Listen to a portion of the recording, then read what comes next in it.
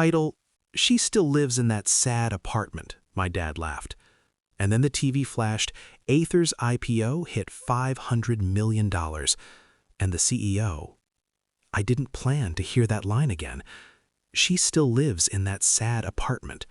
My father's voice sliced through the living room like a dull knife. My sister laughed as she twirled the keys of her new Tesla between her perfectly manicured fingers. They bragged, they compared, they measured my worth in square feet and car brands. I stayed quiet. Then the TV interrupted their performance. Aether's IPO crossed $500 million. Camera flashes, applause, celebrations. And on the screen, in a crisp black suit, wearing the smug smile I once mistook for sincerity, stood the CEO. The man who'd used me. The man who'd stolen everything I built. The man they all thought was a genius. And the man who still had no idea what was coming. Once, he used to say my mind was dangerous. He meant it as a compliment.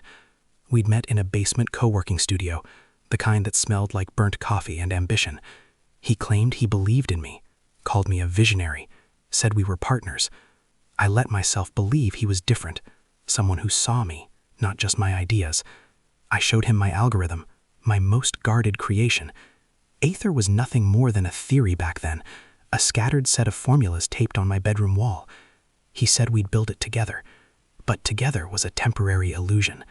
Trust was the currency he stole first. The algorithm was next. The day he ghosted me, I stayed awake for 32 hours straight, rewriting every feature we'd planned.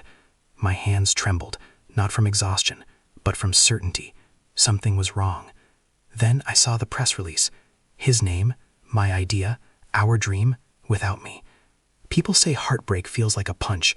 Betrayal doesn't. It feels like silence, a slow, venomous silence that settles in the bones. The real betrayal didn't become clear until 6 months later. While scrolling through Aether's beta release footage, I froze. Frame 17, the UI. It was mine. Down to the placement of the predictive metrics panel, only I knew how to optimize. I remembered designing it at 3 a.m., wrapped in a blanket, thinking it would impress him. He hadn't even bothered to change the color scheme. The footage played, but I couldn't hear it anymore. All I heard was the echo of his lies, every promise he'd made, each one now exposed as strategy, not sincerity. Something inside me shifted. Not pain, not grief, precision. Revenge is a quiet skill. People underestimate that. I didn't threaten him. I didn't confront him. I didn't give him the satisfaction of knowing he'd broken anything. Instead, I built. First, documentation. Every timestamp, every prototype, every original draft. He forgot that I archive everything. Second, legal foundation. I hired a lawyer he'd never suspect. My aunt's friend, a soft-spoken woman who wore pastel cardigans and smiled like she baked cookies. Perfect camouflage. Third, infiltration. I created a shell company, registered under a meaningless name. Then I hired 2 freelance analysts to audit Aether's backend. They didn't know who I was. They only knew what to find. And they found it. My code. Unaltered fragments. Plagiarism in its purest form. Fourth, timing. Never strike a man at his weakest. Strike him at his highest. The IPO date. His coordination day. The moment the world bowed to him. I waited. I smiled. I let my family poke fun at me. They thought silence meant surrender. They forgot silence also means planning. The morning of the IPO, I dressed slowly. Black blouse, black blazer, calm hands, steady pulse. At 11:02 a.m., Aether hit $500 million. At 11:04 a.m., my lawyer hit send. A 178-page intellectual property lawsuit filed with federal court. Stamped, public, irrefutable. At 11:08 a.m., a scheduled anonymous email went out to key investors. Subject line, you funded stolen tech.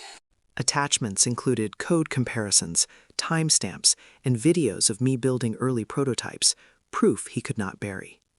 At 11:15 a.m., the world watched video clips of Aether's revolutionary algorithm side by side with my 2-year-old files.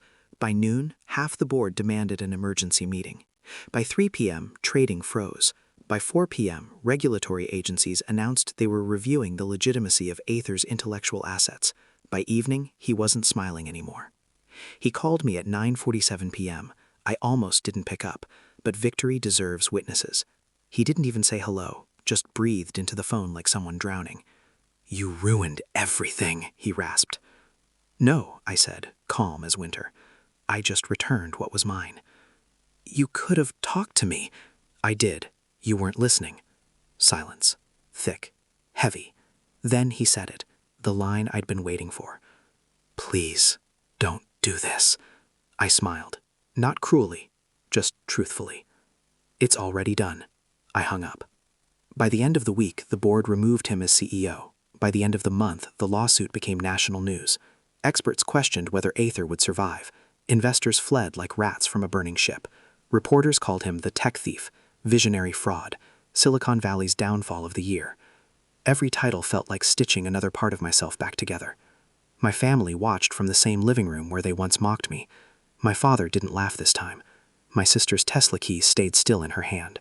I didn't explain anything. I didn't owe them clarity. People ask if revenge brings peace. They misunderstand. Revenge doesn't give peace. It returns balance. I bought a new office last month, a quiet place with tall windows and a view of the city that once ignored me. Aether tried to reach a settlement. I declined. I don't want their money. I want the truth on public record.